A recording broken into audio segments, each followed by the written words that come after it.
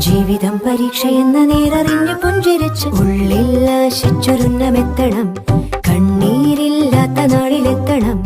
പൂജ്യത്തിൽ നിന്നു മുന്നിലെത്തുവാൻ ഇത്രയും നേരമോ ഇത്രയും ദൂരമോ? ഉള്ളിൽ ആശിച്ചൊരുന്നമെത്തണം. കണ്ണീരില്ലാത്ത നാളിലെത്തണം. പൂജ്യത്തിൽ നിന്നു